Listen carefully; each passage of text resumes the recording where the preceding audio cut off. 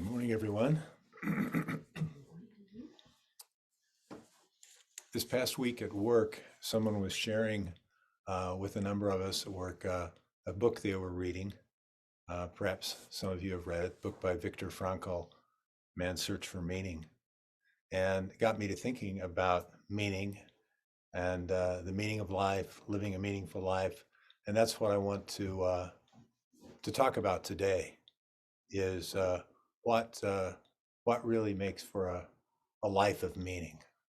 And I want to look at this from a practice perspective, how our practice can impact our ability to have a rich life, a life really that is meaningful and impactful.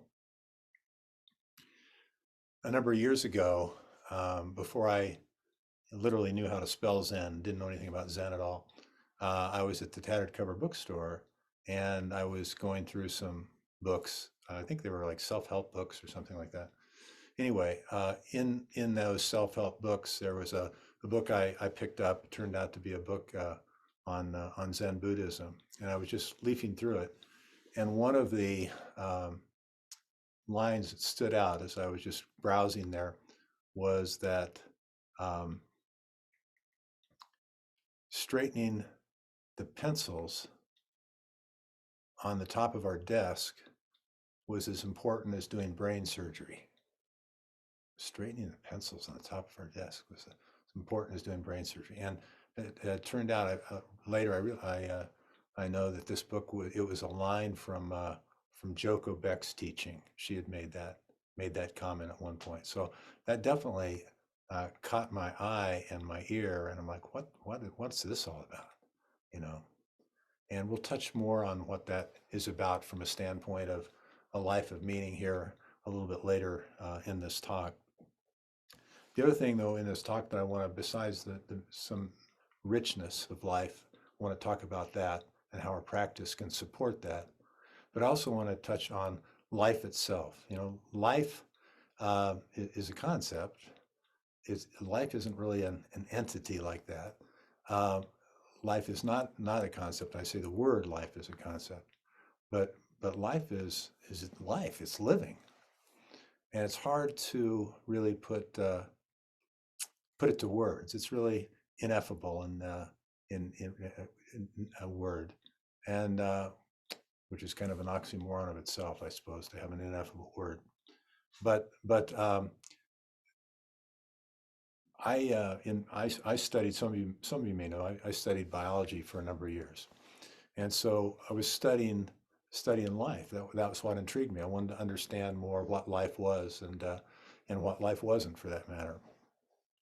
And I took a lot of courses through the years, and courses on bacteriology and virology and molecular biology and zoology and ecology, all these different ologies related to biology. And interesting thing was one of the things that attracted me to biology was to understand more about life and what life was. And then after many years of studying that in college and graduate school and doing research for a couple of years, I didn't really have a much better feel for what life was than I did before I started studying.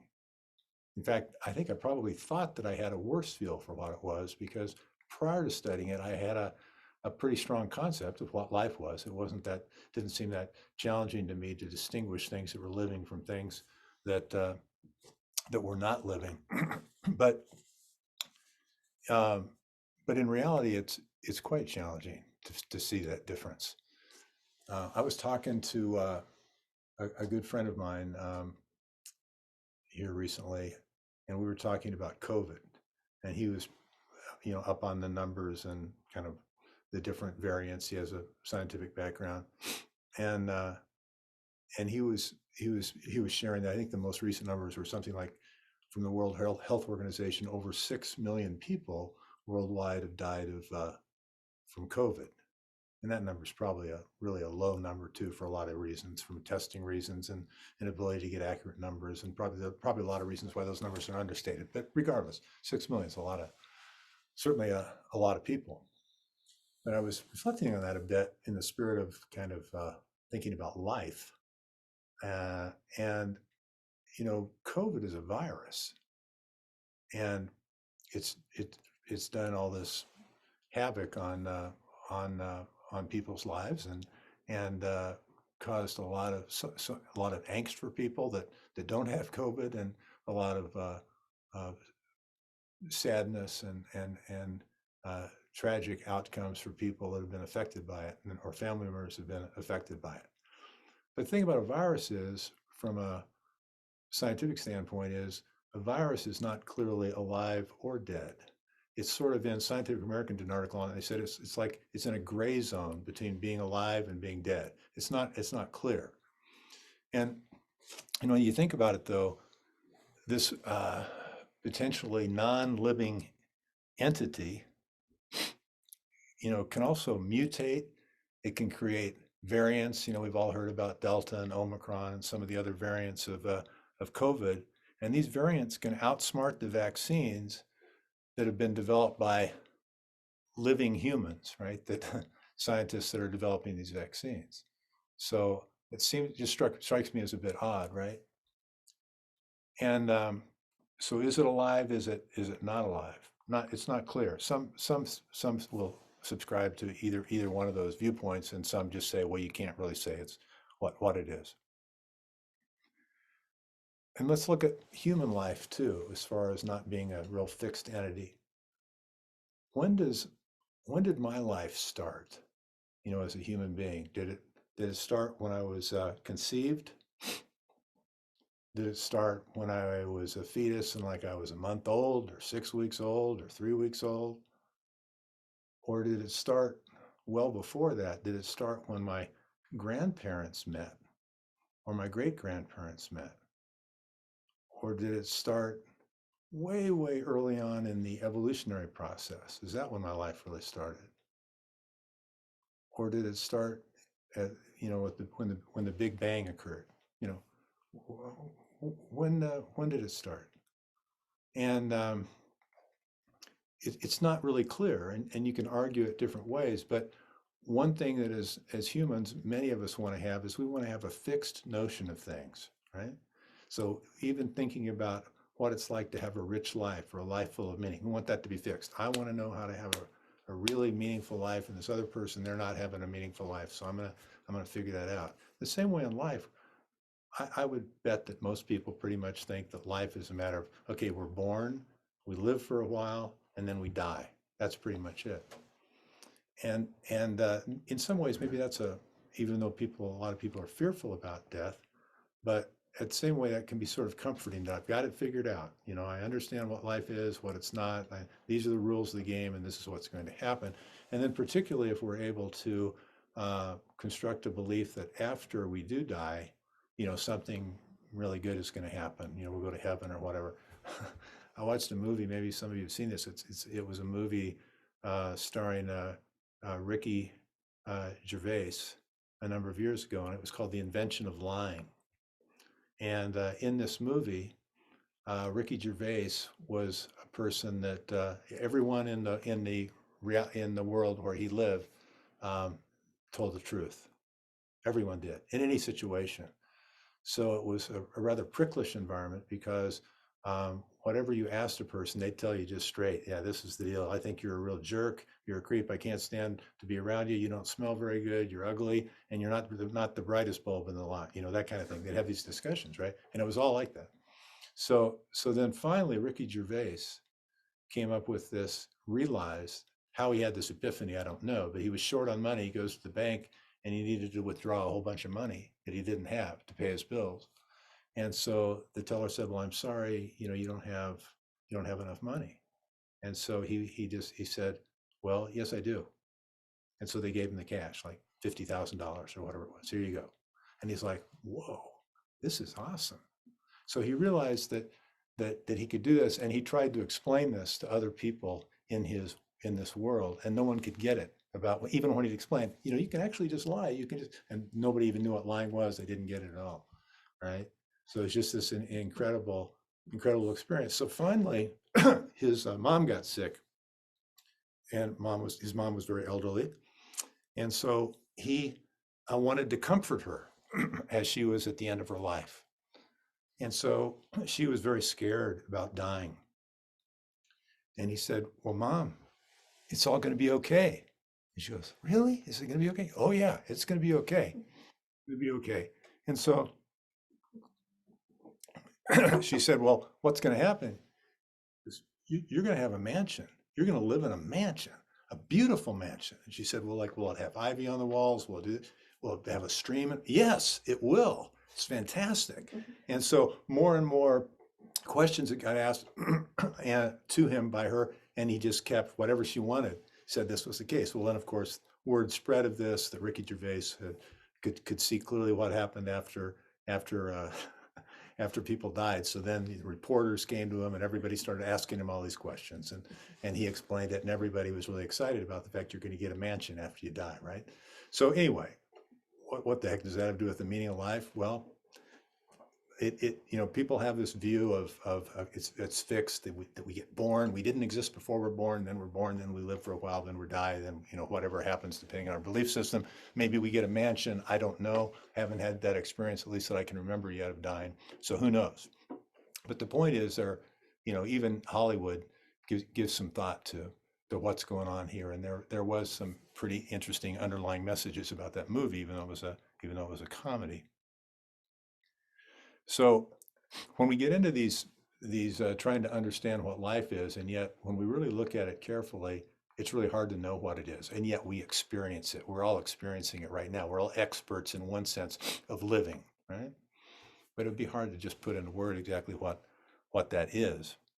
And so whether we're talking about a virus and is it alive or is it not alive, or what exactly, when our life starts or when our life ends, or what may happen, or any of those kind of things, um, our concepts don't really hold up, and that's why I say life's not really a conceptual thing. It's something that we live. And it reminds me of this notion, and I've talked about this before with some of you, about that we tend to ask flat Earth questions. So the flat Earth question, I mean, that would be a situation where one of your core beliefs was that life, that rather that the world, our Earth goes on forever. So if you started walking and you just walked in a straight line and you walked forever, your concern might be, or would be maybe, that I wonder what happens if I just keep walking forever, am I going to fall off the end of the Earth, or is it just going to go on forever? And this could be something to grapple with. It's like, wow, as a flat earther, it's like, man, I got to know the answer to this question. Much like maybe people in that Ricky Gervais movie wondered, oh, I wonder what happens after I die. Maybe I'll get a mansion. Who knows, right? So both are kind of coming from a unusual view where they're sort of off in the weeds, arguably, compared to reality. They have a core belief that they accept, and it's putting them on a path of investigation that's arguably missing the mark. Unless you're a flat earther, then maybe it's hitting the mark. So you could spend a lifetime, if you had this core belief that the Earth was flat, trying to figure out about what really happens. And maybe one thing you'd worry about is, do you fall off or does it go on forever? But it can be like that as we look at our life, and as we look for meaning for our life, or look for a rich life, right? We can be just as off in the weeds as that flat earther that's trying to figure out whether the world goes on forever, or if at some point we just drop off into nothingness. So I'm thinking about this thing about living and dying, and whether something's alive or whether something's not alive. I was thinking about that compared to the maybe notions we have of time. In time, and in practice and Zen practice, we talk a lot about being now, that this is the here now reality. Where else could it be but now? And of course, reality is another concept, but yet and we're all living it, even though we couldn't exactly verbalize what reality is, probably, or we couldn't. So, but if you think of that, each moment, the now is composed of this moment right here, and that's the only moment where we can really live is now. Where else could we be? We can't really live in the past. We can't live in the future. Those are just just fantasies, right? Just kind of dreams. So, but if you think about it, this moment is not really a fixed thing either. It's not like you have a moment and it's fixed, and then you go to another moment that's fixed, then you go to another moment, right? But if you could think of each moment just shrinking down to where it's has no has no dimension at all. And so then you're just going from this dimensionless moment to the next dimensionless moment. So it's really not even a different moment at all. It's just flux. That's what's really going on. It's just flux. Well, I was thinking about that, and I think most of us can relate to that as far as what's going on with their life, as far as this notion of now. There's now, but if you try to break it down into moments, that doesn't really reach it. That doesn't really reach it either, right? But what about if life, whether something's alive or not alive, what if that is a continuum, much like those moments are a continuum? Maybe, maybe whether or not you are something that we would consider as insentient, doesn't have feelings, maybe a rock, say, we might think that's insentient, or whether or not you are a dolphin, or whether or not you're a human. And maybe that's all just sort of a continuum, and there's really not a place where you go from being a non-living creature to a living creature, but there's just this continuum. There's this mug here, there's this TV tray here that I'm using to hold some notes, and there's just kind of a continuum. Are these things alive or not? I don't know. They're just what they are. And then if you think about this a little bit more, is that whole kind of notion of, again, this living or not, is that just another flat earth question? Because what am I doing here? I'm sitting back and I'm have this core belief as I'm talking here today that I'm a separate individual, and I'm going to impart my wisdom about what it's like to have a rich life, a life of meaning. Maybe I'm not going to quite totally get the meaning of life, but gosh darn it, I can tell you from a practice standpoint, this is what's going to give you a rich life. Well, what a flat earth question that is, because I'm making the supposition that I'm separate. I'm separate from you. There's David over there. Here I am, Yugen. We're separate. There's Jeff. There's Amber. All these, all of us in the room here. People I can see. Cato's out there. Echo's out there. You all are separate, and I'm here holding court, giving this my insights or lack thereof related to this topic of having a rich life. So right there, to have this notion of what would make life rich does relate to a core belief that I'm really separate. But then you can look at it another way too, and that's this idea of, am I separate? Am I not separate? Am I separate and not separate? Or am I neither separate or not separate, right? We don't have to go over to one extreme about any of those. And it might be easy to say, and I think in Zen a lot of times we tend to think, oh yeah, we're not separate. In fact, how many times have I used the expression, there's no separation, and you'll hear that a lot. So we want to have that, we want to then fix on that there's no separation. But in that kind of tetralemma I was just talking about, and Nagarjuna talks about that a lot, about is it so, is it not so, is it both so and not so, is it neither? He doesn't end up settling in on the idea that there's nothing, no thing. What he says is that out of those four things in this tetralemma about, am I separate, am I not separate, am I both, am I neither, it's actually none of those. It's something that's completely non-conceptual, right? So here we are, we're thinking about, reflecting a bit on this idea of having a life that's rich, a life of meaning. And yet Nagarjuna, who was, by all accounts and his writings, this incredibly brilliant individual, he points us to no concept at all. Yeah, no concept. So how do we get to that no concept? How do we have this life of meaning? Well, of course, one way is we have Zazen, right? We have Zazen, and we can have these moments in Zazen, maybe longer than moments in Zazen, and we can also take it off the cushion, where we are just this. It's not us experiencing this, it's just this, right? And we can have those moments. And I'm sure all of us have had that to some degree. Some maybe think we've had it a little bit more than others, or not. Doesn't make any difference. But we're really just this. So I thought, well, let's look at a koan, maybe give us a little bit more, shed a little bit more light on this. So this is a koan that from the Book of Equanimity. It's koan number 98. It's one that I reference a lot. It's been a big impact in my life and my practice for sure. And it's Tozan's Take Heed. And a monk asked Tozan, among the three bodies, which one does not fall into any category? Tozan replied, as to this, I always take heed.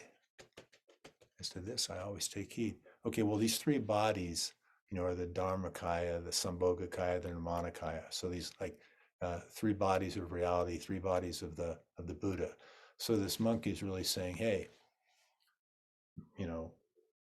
out of all of these things, which one really captures it? Which really gets it? Which one is really reality? Which really reflects what the heck is going on right here? And that's what's being asked.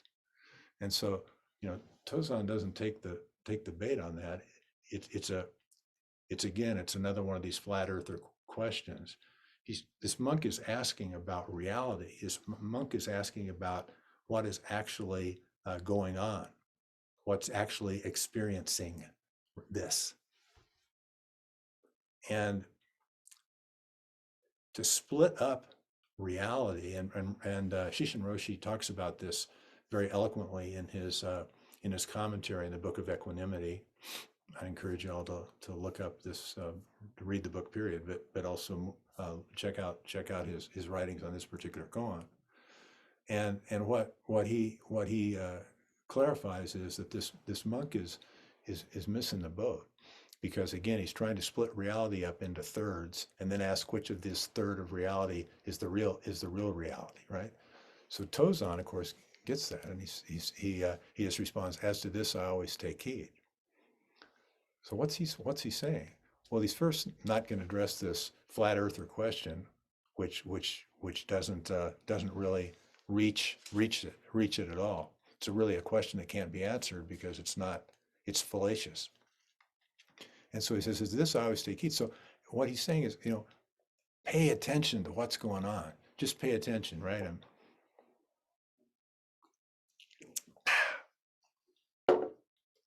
That's what Tozan's telling us to do, right?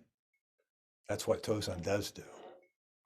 That's the way he lives his life. And the interesting thing about it is Tozan says, as to this, he doesn't say, as to this, I take heed. He says, as to this, I always take heed. I always take heed. In other words, I always pay attention. I always pay attention. And it's paying attention so much that there's not even Tozan paying attention. There's just paying attention that's going on. Right. Okay. So, it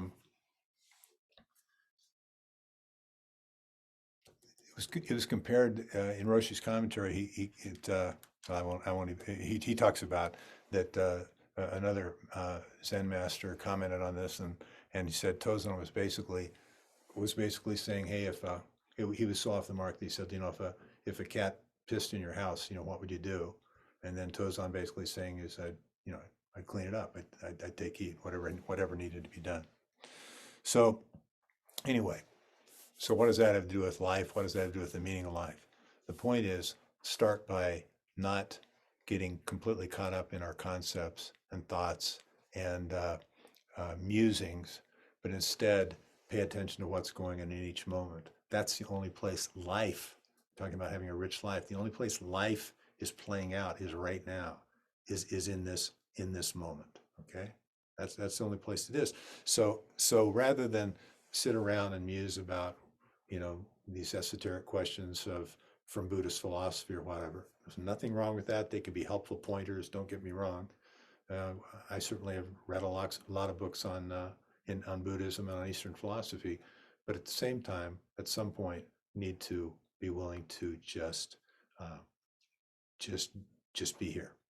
in all kinds of circumstances, as Tozan said, just to always be able to take heed. So when he says always, when you're having a crappy day, take heed.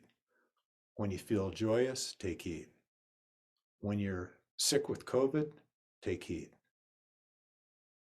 When you have a death in the family, take heed. When you find out you're going to go into hospice with bone cancer, take heed.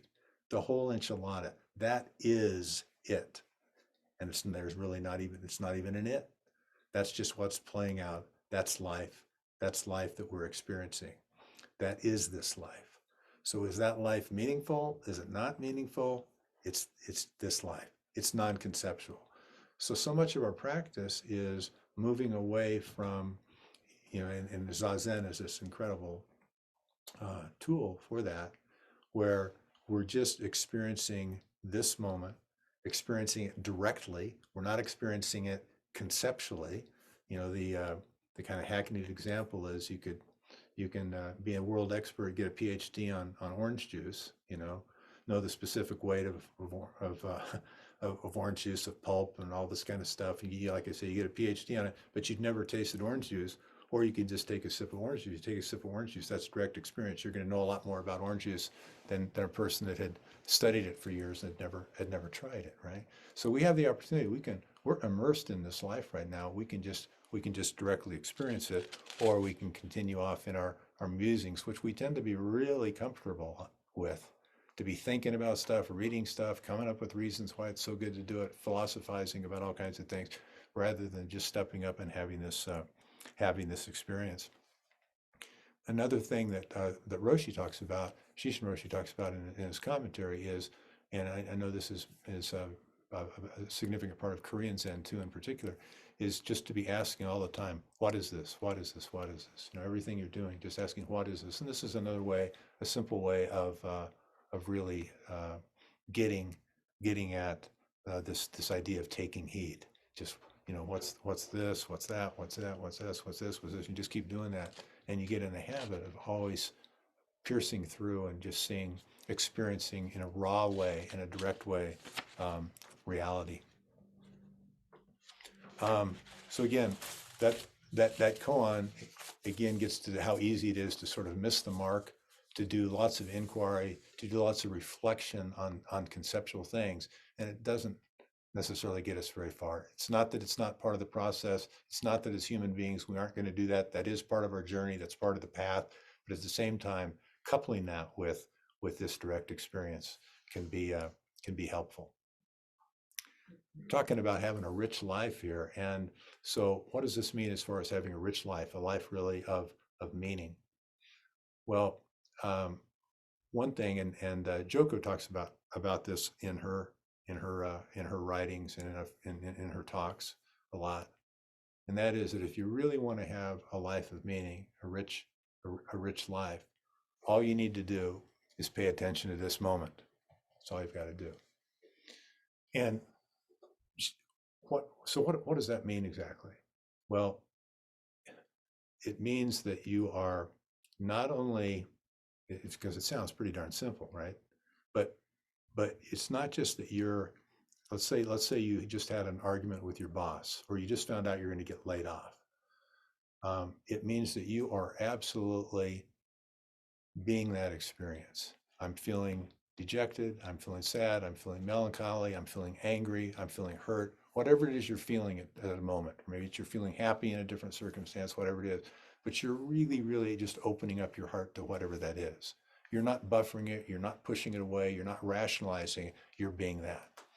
And if you think of all the things that happen in our lifetimes, how often, certainly in my experience through my life, I'm 68 years old now, and I can think of all the times in my life that things were just too tough. I just had to push it away. Nothing wrong with that, but it's not necessarily particularly helpful with our practice and seeing more clearly. So that's what she's getting at, is can we pay attention, like Tozan's talking about, as to this I always take heed, and at the same time, not even at some point, not even be a me paying attention, but just this attentiveness, just that, just really being able to be these strong feelings, these strong that are going through our body. Because again, Zen is a body-centered practice, right?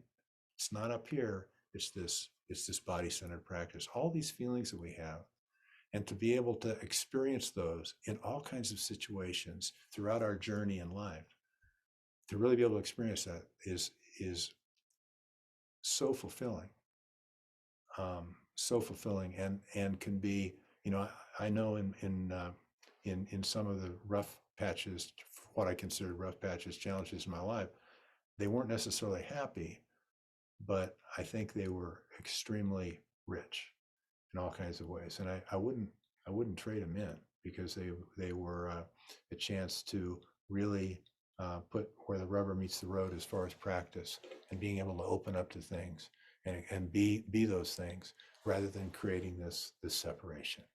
Okay. Another thing I just wanted to mention about this is another well-known koan has to do with coming from a place of not knowing, and not knowing in this dialogue. Not knowing is most intimate, right?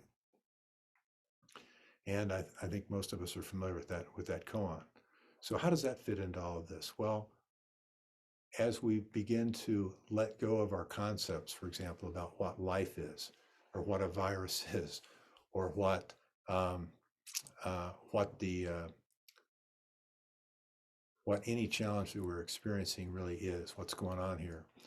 If we just open up to it, and we just come from a place of not knowing, when we drop all our concepts, all of our ideas, kind of our puny ego sort of ideas, and just have this raw experience, that can be knowing. And you could refer to it as knowing with a capital K. And Steve Hagen, in this Katagiri Roshi student, in his book The Grand Delusion, talks about knowing with a capital K versus knowing with a little k, right? So in a rich life, um, being able to know things with a capital K is really rich. And being able to just to be in our conceptual world, where we're trying to know, everything, we're trying to figure it out, but we're never going to get there, because we're just caught in our thoughts, in our concepts. But if instead we're opening up to everything without preconceived ideas about the way things are, and then you can, that can be like tasting the orange juice. No preconception about it. You never had orange juice before. You drink it, like, wow, that's really something, as opposed to trying to figure out orange juice. So this idea of not knowing, that is it's most intimate. That is what I mean by most intimate. By being most intimate, that's about no separation at all. That's just this one body, right? This one body. We're just experiencing that. Okay. But again, not to say the other isn't part of the one body. It certainly appears that you all manifest, and this cup and this table manifest independently and separately, but they're also it also is all part of this one body, and we can see that more as we drop our notions about things. I guess the last thing I want to just touch on, then I'll open it up, but is this idea that, being with whatever comes up in our life, that is not easy. It's really hard. It's not complicated. It's a pretty simple concept, but it's not easy at all. And much of the time, I know in my life, I haven't been willing to do that. I want to distract myself. I want to escape somehow, get away from it. But more and more as we practice with it, as we are able to be with whatever comes up in our life, the container gets bigger, and these things are easier to deal with, even things that used to seem particularly challenging. And that's one of the wonderful things about this practice, and the richness of this practice, and the ability to experience and be experiencing our life more in all of its breadth and width and depth. So anyway, um, we're all living this life of the Buddha, right? We're living the same life that Shakyamuni lived. It wasn't. It's not really different. So we just kind of keep, as Shishin Roshi always says, we just keep going. We just keep going. We don't quit, even as we have all kinds of challenges. We put out the trash. We brush our teeth. We shovel snow when we need to. We put on an extra coat when it's 15 below, like it was here this week. We're born. We get angry. We cough. We get sick. We get well. We pee. We poop. We take out the recyclables. And when we throw ourselves completely into whatever we do, when we, like Tozan, are able to do our best to always take heed, we won't even worry anymore about the meaning of life. We'll be too busy just taking out the trash.